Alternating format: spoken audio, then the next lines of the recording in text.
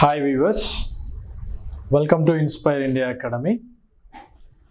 మనం ఏడబ్ల్యూ మరియు జేఎల్ఎం దాంతోపాటు కమ్యూనికేషన్ కానిస్టేబుల్ పర్పస్లో క్లాసెస్ అనేవి మీకు టెస్టుల రూపంలో అవైలబుల్గా ఉన్నాయి.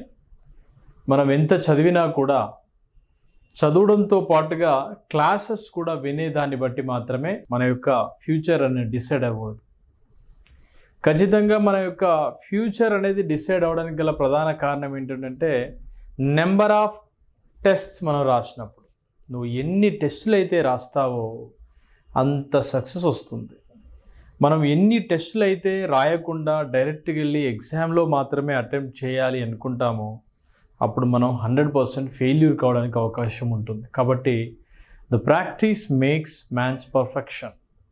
మీరు ఎంత ప్రాక్టీస్ చేస్తే అంత మంచిది. దీంట్లో the most widely used rectifier circuit అని అడిగాడు. దాదాపుగా ఈ టైప్ ఆఫ్ క్వశ్చన్స్ మనకి ఎగ్జామ్లో వెరీ ఇంట్రెస్టింగ్. మనకి ఎక్కువగా అనలాగ్ అండ్ డిజిటల్స్లో దీనికి సంబంధించినటువంటి క్వశ్చన్స్ మనకు పడే అవకాశం ఉంది. ఫస్ట్ వన్, ఏ రకమైనటువంటి రెక్టిఫైయర్ని ఎక్కువగా ఉపయోగిస్తారు అని అడిగాడు. Number 1, first bridge rectifier answer ఉంది. మీరు ఆల్రెడీ ప్రాక్టీస్ చేసేటప్పుడు కూడా ఇలాగే కనిపిస్తుంది. తర్వాత half wave rectifier, centre tap circuit, none of the above, ఇవి కావు అని అడిగాడు. సమాధానం ఆల్రెడీ కనిపిస్తుంది. మరి ఎందుకు అనే విషయం తెలియాలి కదా. ఎందుకు ఉపయోగిస్తారు అని అంటే బ్రిడ్జి రెక్టిఫైయర్స్కి మనకేంటండి అంటే ఫస్ట్ వన్, దాని యొక్క ఇన్పుట్లో రిపుల్ ఫ్రీక్వెన్సీని పరిశీలిస్తే ఈ ఫ్రీక్వెన్సీ మనకి 2f కనిపిస్తుంది. రెట్టింపు రెండింతలు ఎక్కువగా కనిపిస్తుంది రిపుల్ ఫ్రీక్వెన్సీ. ఈ ఒక్క కారణం చేత ఫిల్టరింగ్ అనేది ఈజీ అవుతుంది. కాబట్టి బ్రిడ్జి రెక్టిఫైయర్నే ఉపయోగిస్తారు. మరి ఇంకా ఏంటి, బ్రిడ్జి టైప్ సర్క్యూట్ ఉన్నటువంటి దాంట్లో మొత్తం 4 డయోడ్స్ ఉపయోగిస్తారు. ఈ 4 డయోడ్స్లో 2 డయోడ్స్ ఏమో ఫార్వర్డ్ బయాస్లో ఉంటే మరి 2 ఏమో రివర్స్ బయాస్లో ఉంటాయి. ఇది చాలా ఇంపార్టెంట్. నెక్స్ట్, ఒక హాఫ్ వేవ్ రెక్టిఫైయర్తో కనుక పోలిస్తే బ్రిడ్జి రెక్టిఫైయర్లో మనకి ఇంకా ఏం కనిపిస్తుంది అంటే ఫుల్ ఏసీ సైకిల్ అనేది మార్పు అనేది ఉంటుంది. దాంతోపాటుగా డీసీ అవుట్పుట్ అనేది బాగా ఉంటుంది. కాబట్టి దీనిలో బ్రిడ్జి టైప్ ఆఫ్ రెక్టిఫైయర్ సర్క్యూట్స్ని వాడడానికి గల ప్రధాన కారణం ఏంటండి అంటే రిపుల్ ఫ్రీక్వెన్సీ అనేది రెండింతలు ఎక్కువగా ఉండి ఫిల్టరింగ్ అనేది ఈజీ కావడం. 4 డయోడ్స్ ఉండి 2 ఫార్వర్డ్ బయాస్లో 2 రివర్స్ బయాస్లో ఉండడం. హాఫ్ వేవ్ రెక్టిఫైయర్ కన్నా మనకు సెంటర్ ట్యాప్ ఉపయోగించిన ఫుల్ వేవ్ రెక్టిఫైయర్ కన్నా బ్రిడ్జి రెక్టిఫైయర్ సర్క్యూట్లో లేదా బ్రిడ్జి టైప్ ఆఫ్ సర్క్యూట్స్లో అవుట్పుట్ ఎక్కువగా కనిపించడం. ఇది మనం గుర్తుంచుకోవాల్సిన విషయం. అంటే ఒక రెక్టిఫైయర్ యొక్క ప్రధాన బాధ్యత ఏమిటి అంటే అది ఏసీని డీసీగా మార్చడం దాని బాధ్యత. కాబట్టి ఏసీ టు డీసీగా మారినప్పుడు ఏమన్నా కొంచెం మిగిలిపోయి ఉన్నటువంటి ఏసీని ఈ డీసీగా మళ్ళీ దానికి ముందుకు వెళ్ళనీయకుండా ఇక్కడ ఫిల్టర్స్ అనేవి మనకి ఎక్కువగా ఉపయోగపడుతూ ఉంటాయి. కాబట్టి ఆ ఫిల్టరింగ్ కూడా ఈజీ అవుతుంది. కాబట్టి బ్రిడ్జి టైప్ ఆఫ్ సర్క్యూట్స్ వల్ల ఉపయోగం ఇది. అందుకే ఇక్కడ క్వశ్చన్ ఏమడిగాడు, ఎక్కువగా ఉపయోగించే రెక్టిఫైయర్ సర్క్యూట్ ఏమిటి అంటే ఏమని చెప్పాలి, బ్రిడ్జి రెక్టిఫైయర్. దీనిలో సెంటర్ ట్యాప్ యొక్క అవసరం ఉండదు. దీంతో పాటుగా ఏసీతో పాటుగా డీసీలో పరిశీలిస్తే ఫుల్ వేవ్ రెక్టిఫికేషన్ కనిపిస్తూ ఉంటుంది. పూర్తి సైకిల్ అనేది మారుతుంది. రిపుల్ ఫ్రీక్వెన్సీ రెండింతలు కావడం వల్ల ఫిల్టరింగ్ అనేది ఈజీ అవుతుంది. దానితో పాటుగా హాఫ్ వేవ్తో పోలిస్తే మనకి ఎక్కువగా బ్రిడ్జి రెక్టిఫైయర్ అనేది సులభంగా ఉంటుంది. దాంతోపాటుగా డీసీ అవుట్పుట్ ఎక్కువగా ఉంటుంది. ఇది మొట్టమొదటి సమాధానం. అంటే మీరు ఏ సర్క్యూట్స్ ఒకసారి చూసినా కూడా కొంచెం జాగ్రత్తగా చదువుతూ పోతే తప్పితే మనకు ఉద్యోగం వచ్చే అవకాశాలు తగ్గిపోతూ ఉంటాయి. చాలా interest. The next, dash transformer అవసరం ఉంటుంది అని అడిగారు. There is a need of transformer for, అంటే ముఖ్యంగా మనం గమనిస్తే సెంటర్ ట్యాప్ అవసరం అనేది ఆఫ్ వేవ్లో కనిపిస్తూ ఉంటుంది కనుక బ్రిడ్జి సర్క్యూట్స్కి ట్రాన్స్ఫార్మర్ అనేది అవసరం ఉంటుంది. అంటే బ్రిడ్జి సర్క్యూట్ కోసం ట్రాన్స్ఫార్మర్ అవసరం ఉంటుంది, either step up or step down. ఈ రకమైనటువంటి ప్రాసెస్లో 99.9% స్టెప్ డౌనే కాబట్టి లోడ్కి సఫిషియెంట్గా మనం సప్లై చేసేటప్పుడు దీనిలో ఖచ్చితంగా మనం బ్రిడ్జి రెక్టిఫైయర్లో ట్రాన్స్ఫార్మర్ అనేది అవసరం ఉంటుంది అనే విషయాన్ని గమనించాలి. The next another question, the AC component in the output of full wave rectifier is dash the DC component అని అడిగారు. ఫుల్ వేవ్ రెక్టిఫైయర్ యొక్క అవుట్పుట్లోని ఏసీ భాగము డాష్ డీసీ భాగము అని అడిగారు. అంటే ఇక్కడ మెయిన్గా ఫుల్ వేవ్ యొక్క అవుట్పుట్లోని ఏసీ భాగము కంటే డీసీ భాగము తక్కువ డీసీ భాగము అనే విషయాన్ని గమనించండి. అంటే ఇక్కడ లెస్ దెన్, అంటే ఇక్కడ చూడండి, ఇక్కడ rectifier is less than the DC component అనే విషయాన్ని గమనిస్తే సరిపోతుంది. అంటే డైరెక్ట్గా ఫుల్ వేవ్ రెక్టిఫైయర్ యొక్క అవుట్పుట్లో ఏసీ భాగము కంటే తక్కువగా డీసీ భాగం ఉంటుంది. The AC component in the output of full wave rectifier is less than the DC component. ఇది కొంచెం గమనించండి. మనకు ఈ టైప్ ఆఫ్ క్వశ్చన్స్ కొంచెం అంత ఈజీగా ఉండవు కానీ మనం చదవచ్చు. The next question, the PIV each అని అడిగాడు. Very important. ద పిఐవి అంటే ఇక్కడ గుర్తుపెట్టుకోండి, PIV means peak inverse voltage అంటారు. Peak inverse voltage.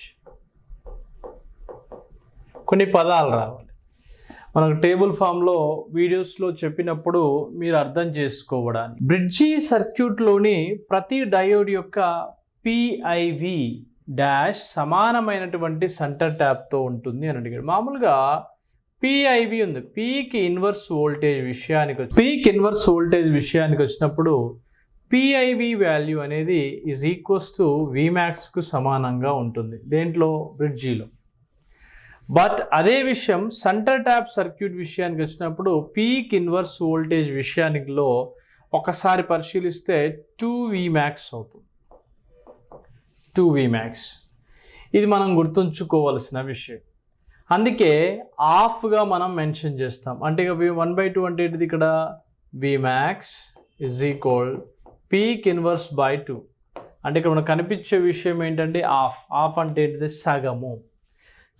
ఇక్కడ 1.5 అని ఉంది కానీ ఇక్కడ గమనించండి సగము మాత్రమే 1.5 అంటే ఏంటంటే 1లో సగము అనే విషయాన్ని గమనించాలి. The next question, the primary function of A centre tap transformer in a power supply is 2 అని అడిగారు. The primary function of A centre tap transformer in a power supply is 2 అని అడిగారు. విద్యుత్ సరఫరాలో సెంటర్ ట్యాప్ యొక్క transformer యొక్క ప్రధానమైన పని ఏమిటి అని అడిగాడు. అంటే ఇక్కడ గమనించవలసిన విషయం, causes the diodes to conduct alternatively. డయోడ్లు ఆల్టర్నేటింగ్గా నిర్వహించడానికి అనుకూలంగా ఉంటాయి అనే విషయం. Step voltage, step down voltage ఇవి సంబంధం లేని కానీ సెంటర్ ట్యాప్ ట్రాన్స్ఫార్మర్ యొక్క ప్రధాన విధి ఏమిటి అంటే, ఈ సెంటర్ ట్యాప్ ట్రాన్స్ఫార్మర్లో డయోడ్స్ అనేవి కండక్టివ్, అంటే మనకు జరిగేటువంటి ఈ యొక్క నిర్వహణ, అంటే ఏసీని డీసీగా మార్చేటువంటి నిర్వహణ ఏదైతే ఉందో అది ఆల్టర్నేటివ్లీ, అంటే ఒకదాని తర్వాత ఒకటి జరిగే విధంగా ఒక సైకిల్ అనేది ఒక క్రమ పద్ధతిలో జరగడానికి ఇది ఉపయోగపడుతుంది. అంటే క్వశ్చన్ అడిగే విధానాన్ని బట్టి మనం ఆన్సర్ చేయాలి. ఏదో ఇక్కడ ఆన్సర్ ఉంది కదా అన్నట్టు కాదు. అంటే the primary function of centre tap transformer in a power supply is is equal to అంటే ఈ సప్లై ఈజ్ టు అంటే causes the diodes to conduct alternatively అనే విషయాన్ని గమనించండి. A crystal diode can be used as a rectifier because it of crystal diode ని rectifier గా ఉపయోగించవచ్చా అని అడిగాడు. Very interesting. ఎందుకంటే అది డాష్ అవుతుంది అని అడిగాడు. క్రిస్టల్ డయోడ్ని రెక్టిఫైయర్గా ఉపయోగించవచ్చు లేదా అనేది. ఎందుకు ఉపయోగించవచ్చు అని అంటే ఇక్కడ వాస్తవానికి క్రిస్టల్ డయోడ్లో ఒక ముఖ్యమైన విషయం ఉంది. ఏంటది అంటే లో రెసిస్టెన్స్. ఇది ఫార్వర్డ్ బయాస్ చూడండి. ఫార్వర్డ్ బయాస్లో లో రెసిస్టెన్స్ వస్తుంది. ఫార్వర్డ్ బయాస్లో లో రెసిస్టెన్స్ ఉంటుంది. అదే రివర్స్ బయాస్ సిస్టంలో అడగండి. రివర్స్ బయాస్ సిస్టంలో మనకేం కనిపిస్తుంది అంటే హై రెసిస్టెన్స్ ఉంటుంది.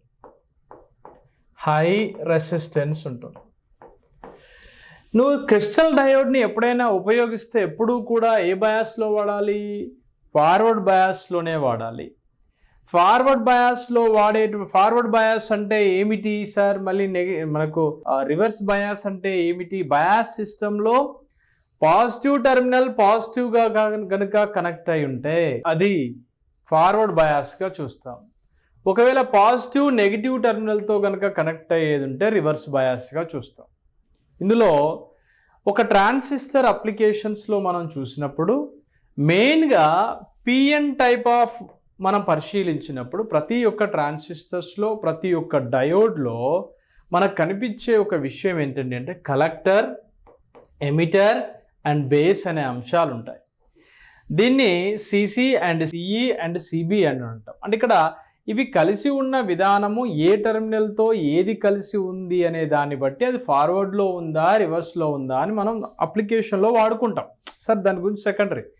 బట్ ఇక్కడ మనం గమనించాల్సిన విషయం ఏంటంటే క్రిస్టల్ డయోడ్ని రెక్టిఫైయర్గా ఉపయోగించవచ్చా అని అడిగాడు. క్రిస్టల్ డయోడ్ని మనకు ఉండేటువంటి అంశం ఏంటండి అంటే దీనిలో లో రెసిస్టెన్స్ అనేది మనకు ఫార్వర్డ్లో కనిపిస్తుంది. అలానే హై రెసిస్టెన్స్ అనేది నీకు రివర్స్లో కనిపిస్తుంది. ఎప్పుడైనా ఈ డయోడ్ని మనం వాడేటప్పుడు ఇది ఎల్లప్పుడూ మనం ఫార్వర్డ్ బయాస్ సిస్టంలోనే వాడాలి. ఎందుకు ఇక్కడ ఫార్వర్డ్ బయాస్ సిస్టంలో వాడాలి అని అంటే లో రెసిస్టెన్స్ని మనం తీసుకొచ్చుకోవడం కోసం. ఈ లక్షణం చేత ఉపయోగించుకోవచ్చు.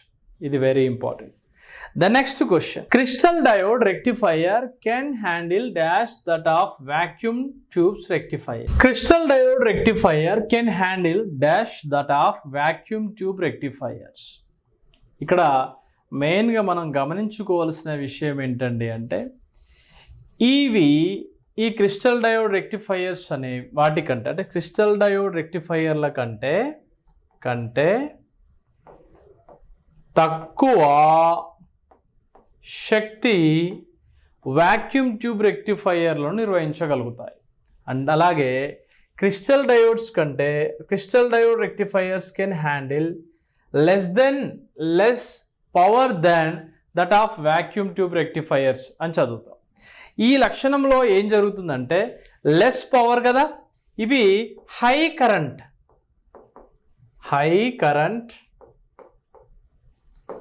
కరెంట్ని ఈజీలీ టు హ్యాండిల్ అంటే ఏంటిది? అధిక కరెంటుని సులభంగా నిర్వహించడం జరుగుతూ ఉంటుంది. దెన్ నెక్స్ట్ వీటితో పాటుగా వీటి యొక్క లైఫ్ టైం అనేది వెరీ లాంగ్ లైఫ్ టైంని కలిగి ఉంటుంది. నెక్స్ట్ వాటితో పాటుగా ఆల్ స్మాల్ సైజ్, ఇవన్నీ కూడా ఎలా ఉంటాయంటే చిన్న పరిమాణంలో ఉంటాయి. ఈ యొక్క కారణాల చేత less power then vacuum tube రెక్టిఫైయర్స్గా ఉపయోగిస్తాం.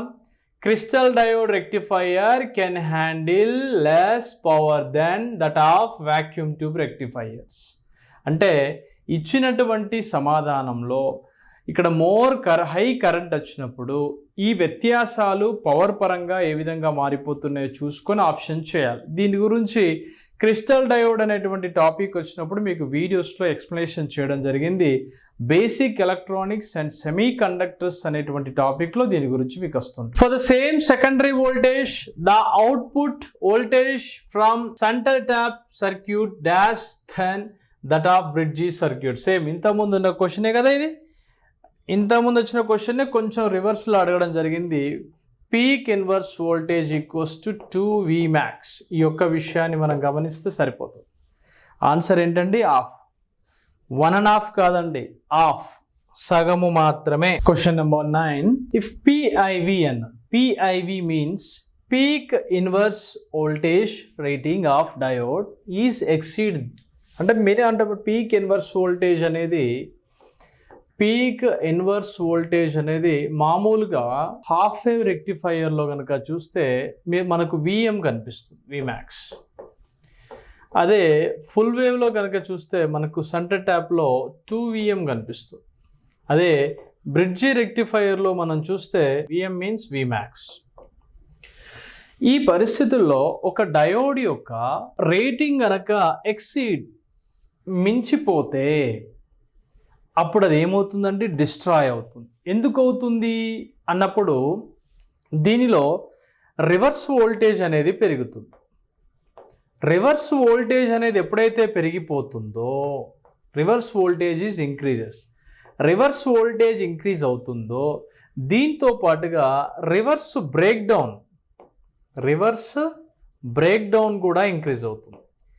ఈ లక్షణాల చేత మనకి డయోడ్ అనేది డిస్ట్రాయ్ కావడానికి అవకాశం ఉంది. ఇది చాలా important. PIV rating of a diode is exceeded, the diode is destroyed అనే ఆన్సర్ గమనించాలి. A centre tap circuit utilise dash secondary voltage of full wave rectification. It is half. Half అంటే ఇది సగం మాత్రమే. In practice DC is obtained by, అంటే ఆచరణలో DC dash ద్వారా పొందబడుతుంది. రెక్టిఫైయర్స్ కదా. రెక్టిఫైయర్స్ యొక్క ప్రధాన బాధ్యత ఏమిటి? రెక్టిఫికేషన్ కదా. అంటే రెక్టిఫికేషన్ ద్వారా ACని DCగా పొందడం జరుగుతుంది కదా. ఇది మనం గమనించుకోవాల్సిన అంశం. ఒక రెక్టిఫైయర్ యొక్క ప్రధాన బాధ్యత ఏమిటి? ఒక రెక్టిఫైయర్ యొక్క ప్రధాన బాధ్యత ఏమిటి అంటే ACని DCగా పొందడం. ACని DCగా పొందడం రెక్టిఫైయర్ యొక్క బాధ్యత. ఈ రెక్టిఫైయర్ చేసే పనేమిటి? రెక్టిఫికేషన్ అనే ప్రక్రియ చేస్తుంది. అంటే ఈ రెక్టిఫికేషన్ ప్రక్రియ జరగాలంటే ఏం చేయాలి? డయోడ్స్ ఉపయోగించాలి. డయోడ్స్ ఉపయోగించాలి. అంటే మనం డయోడ్ని అమర్చే విధానాన్ని బట్టి ఇందులో ఫార్వర్డ్లో ఉన్నాయా, రివర్స్లో ఉన్నాయా చెక్ చేసుకోవాలి. దీంతో పాటుగా రెక్టిఫైయర్లు ప్రధానంగా ఎన్ని రకాలుగా చదువుతాం? మొత్తం 2 రకాలుగా చదువుతాం. ఒకటి హాఫ్ వేవ్ రెక్టిఫైయర్, రెండవది ఫుల్ వేవ్ రెక్టిఫైయర్ అని చదువుతాం కదా. ఫుల్ వేవ్ రెక్టిఫైయర్లు మళ్ళీ తిరిగి ఎన్ని రకాలు? మళ్ళీ 2 రకాలుగా చదువుతాం. అంటే centre tapped full wave rectifier అని చదువుతాం. అదే మళ్ళీ ఫుల్ వేవ్ రెక్టిఫైయర్లో ఇంకోటి ఏంటిది? బ్రిడ్జి రెక్టిఫైయర్ అని చదువుతాం. మళ్ళీ ఇందులో ఒక బ్రిడ్జి ఫామ్లో కనుక 4 డయోడ్స్ అనేవి ఉంటాయి బ్రిడ్జి రెక్టిఫైయర్లో. అదే సెంటర్ ట్యాప్డ్లో అయితే సెంటర్ ట్యాపింగ్ అనేది ఉండి 2 డయోడ్లు మాత్రమే ఉంటాయి. ఒకటేమో పాజిటివ్ సైకిల్, రెండవదేమో నెగిటివ్ సైకిల్గా మార్చుకుంటుంది. అంటే ఈ విధంగా ఓన్లీ హాఫ్ వేవ్ రెక్టిఫైయర్లో కేవలం సింగిల్ డయోడ్ మాత్రమే ఉంటుంది. ఇది ఎగ్జామ్లో రావడానికి అవకాశం ఉన్నటువంటి బిట్లు ఇవి. The voltage ampere rating of transformer in bridge circuit is reduced by has compared to the centre tapped of 1/2 times. సగం మాత్రమే. The function of filters current in a power supply is to. విద్యుత్ సరఫరాలో filter current యొక్క పని ఏమిటి అని అడిగాడు. Filter current యొక్క పని ఏమిటి అంటే ఇక్కడ గమనించండి, ఫిల్టర్ల యొక్క బాధ్యత ఏమిటి? ఇది నార్మల్గా మామూలుగా మంచినీరు తాగే ప్రతి ఒక్కరు చెత్తను వేరు చేసి మంచి వాటర్ ఇవ్వడం, అవునా కదా? అలానే separate to the AC and DC, ఏసీని మరియు డీసీని అంటే ఏసీ కరెంటుని డీసీ కరెంటుని వేరు చేయడానికి ఉపయోగపడేటువంటివి ఫిల్టర్స్.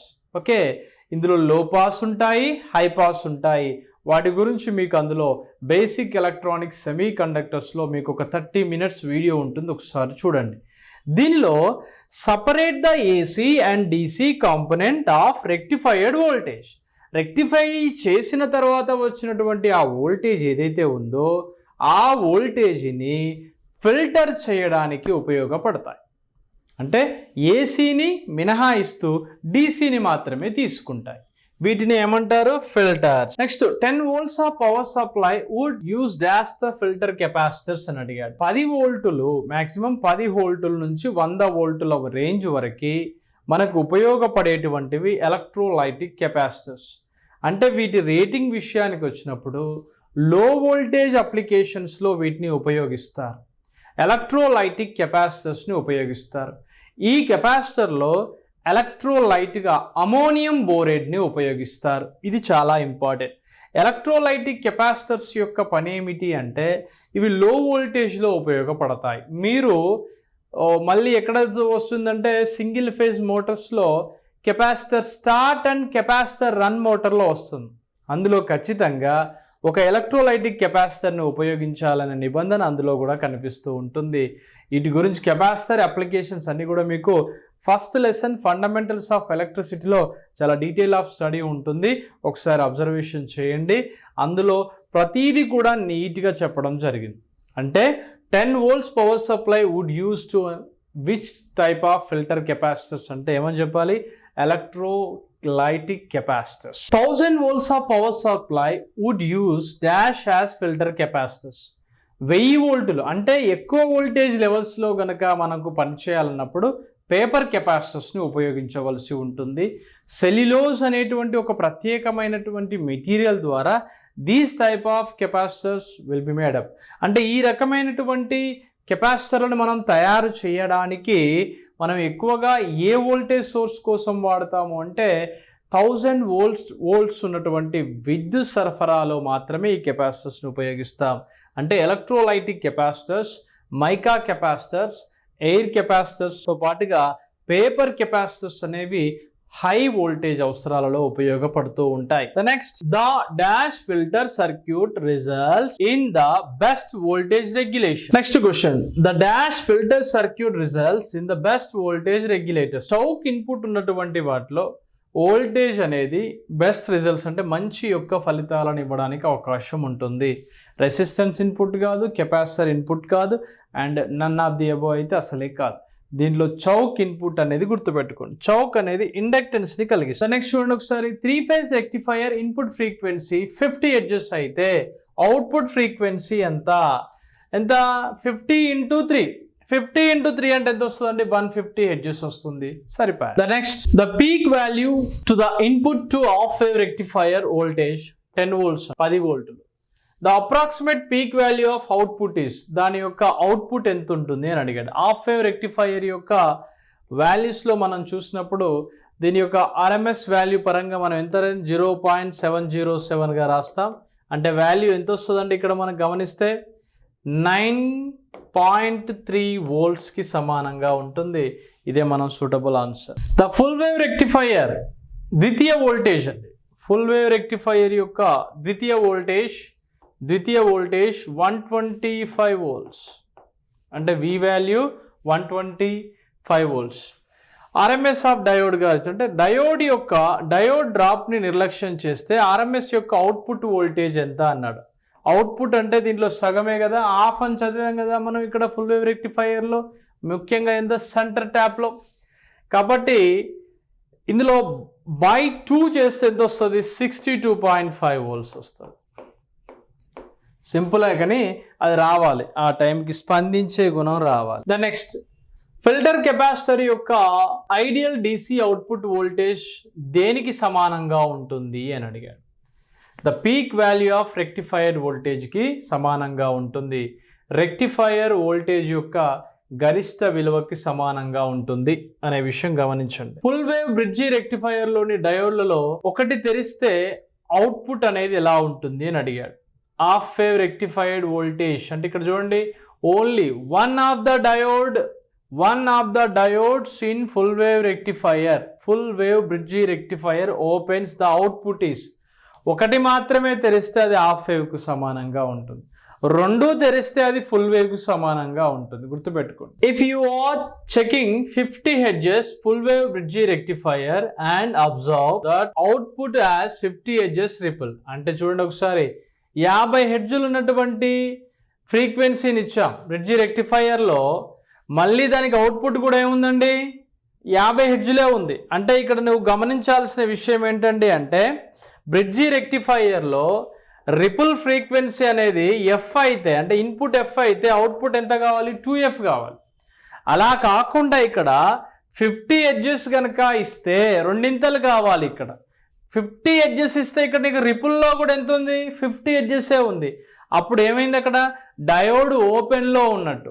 డయోడ్ కనుక ఓపెన్లో ఉంటే ఇన్పుట్లో నీకు 50 ఎడ్జెస్ కనుక వస్తే అవుట్పుట్లో కూడా సేమ్ 50 ఎడ్జెసే వస్తుంది.